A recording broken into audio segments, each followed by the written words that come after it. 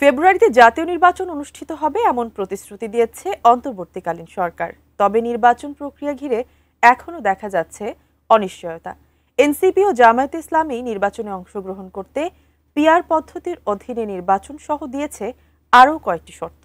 এদিকে পিআর পদ্ধতির নির্বাচন নিয়ে বিস্ফোরক মন্তব্য করেছে বাংলাদেশ নেজামে ইসলাম পার্টি। তারা বলছে এই পদ্ধতির নির্বাচন ইসলাম বিরোধী। বিস্তারিত শিহাব ইসলামের ডেস্ক রিপোর্টে।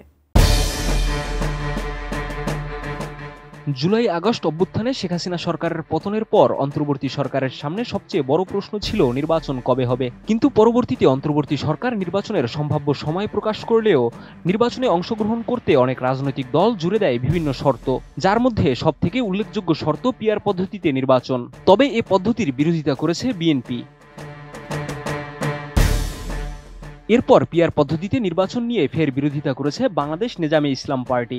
18 আগস্ট গণমাধ্যমে পাঠানো এক বিবৃতিতে দলটির শীর্ষ নেতা একেএম আশরাফুল হক বলেন, এই পদ্ধতি শুধু ইসলাম বিরোধী নয়, বরং দেশের স্বাধীনতা সার্বভৌমত্বের জন্য হুমকি স্বরূপ।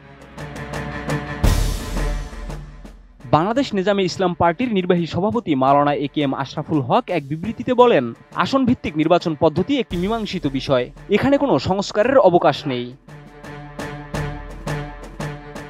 একেএম আশরাফুল হক বলেন, কিছু তথাকথিত ইসলামী দল সহ কয়েকটি পক্ষ পিআর বা আনুপাতিক প্রতিনিধিত্বমূলক নির্বাচন পদ্ধতির পক্ষে অবস্থান নিয়েছে, যা মূলত একটি আজগুবি ও ইসলাম বিরোধী পদ্ধতি। কারণ ইসলাম ব্যক্তি নির্বাচনের কথা বলে, দল বা প্রতীকের নয়।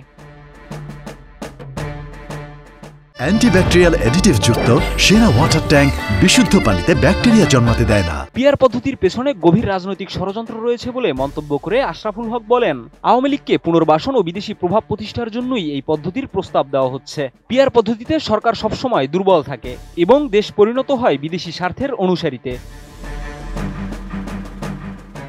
তিনি আরও বলেন, বর্তমানে আওয়ামী লীগ বা তাদের জোটসঙ্গীদের কারো পক্ষেই এককভাবে কোনো আসনে জয়লাভ সম্ভব নয়, কিন্তু পিআর পদ্ধতির জটিল পার্সেন্টেজ ভিত্তিক হিসাবের সুযোগে তারা বেশ কিছু আসনে প্রতিনিধি পাবে, এটাই মূল উদ্দেশ্য। নেজামে ইসলাম পার্টির দাবি, এই পদ্ধতি বাস্তবায়িত হলে তা বাংলাদেশের রাজনীতিতে বৈষম্য সৃষ্টি করবে এবং জনগণের রায়ের প্রতিফলন ঘটবে না। শিহাব ইসলাম, এটিএন নিউজ।